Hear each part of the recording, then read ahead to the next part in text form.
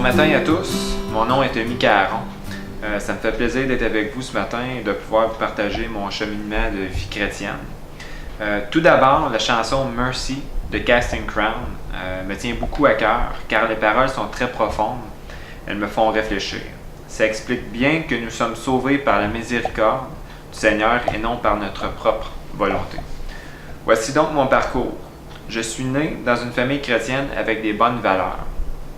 Quand j'étais tout jeune, mes parents m'emmenaient à l'église le dimanche matin et j'allais à l'école du dimanche où on m'enseignait la Bible, les valeurs chrétiennes et le sacrifice que Jésus avait fait pour moi. C'est à l'âge de 7 ou 8 ans, alors que j'étais au camp Patmos, que j'ai réellement compris que Jésus avait donné sa vie, afin que mes péchés soient pardonnés. À partir de ce moment, j'ai voulu me rapprocher de Dieu. Ma grand-mère Caron m'encourageait beaucoup. Elle me racontait beaucoup d'histoires basées sur la Bible.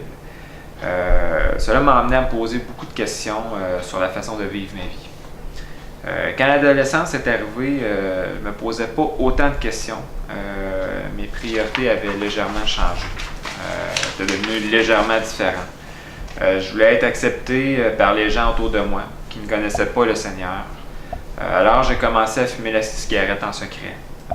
Après quelques semaines, j'ai dû abandonner le projet d'être accepté par les autres de cette manière car la cigarette me donnait des nausées. Je vois peut-être la façon que le Seigneur a choisi pour me rediriger dans la bonne direction. Un peu plus tard, je me suis découvert une passion pour les voitures. En voyant régulièrement mon père changer de véhicule. Donc, j'ai commencé à mettre le travail en priorité, ce qui n'a pas nécessairement été super là, pour mes études. L'argent prenait de plus en plus de place car je voulais toujours améliorer mon véhicule en y faisant des petites modifications ou en changeant tout court l'auto. À ce moment de ma vie, je me suis éloigné des valeurs qui étaient réellement importantes pour ma vie chrétienne. À peu près dans le même temps, j'ai commencé à avoir un certain intérêt pour la gente féminine.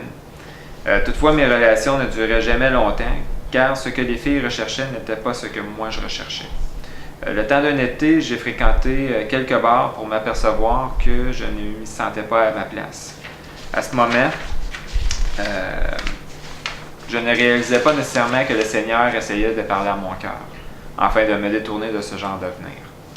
À l'âge de 18 ans, je m'étais rapproché du Seigneur et c'est là que j'ai fait la rencontre exceptionnelle de ma future épouse Julie.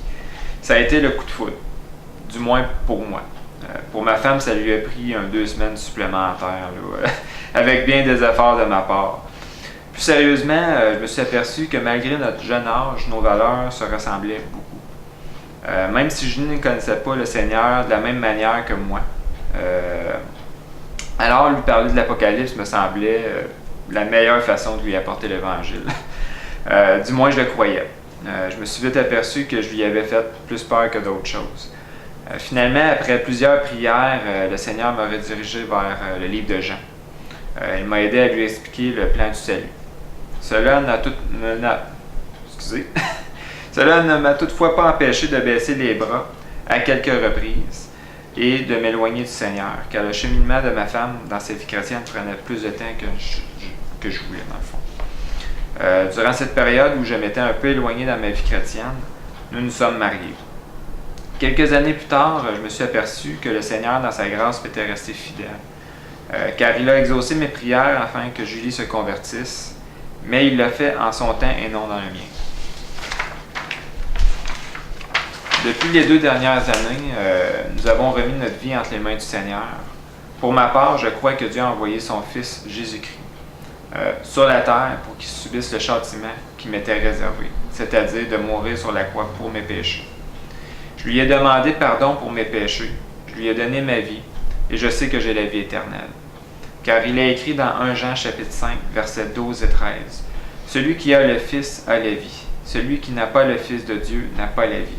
Je vous ai écrit ces choses afin que vous sachiez que vous avez la vie éternelle, vous qui croyez au nom du Fils de Dieu. » Maintenant, nous venons à l'église le dimanche et nous lisons notre Bible à tous les soirs.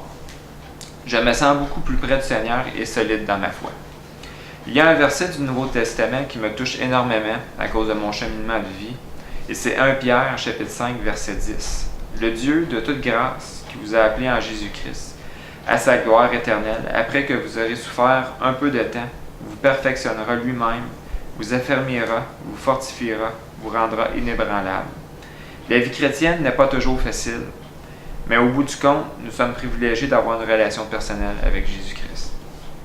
Ce n'est que tout récemment que le Seigneur m'a appelé à me faire baptiser, afin de démontrer mon engagement, de laisser mon ancienne vie derrière et de vivre une vie entière pour Christ. C'est pour cela que je désire me faire baptiser aujourd'hui devant vous tous. Merci.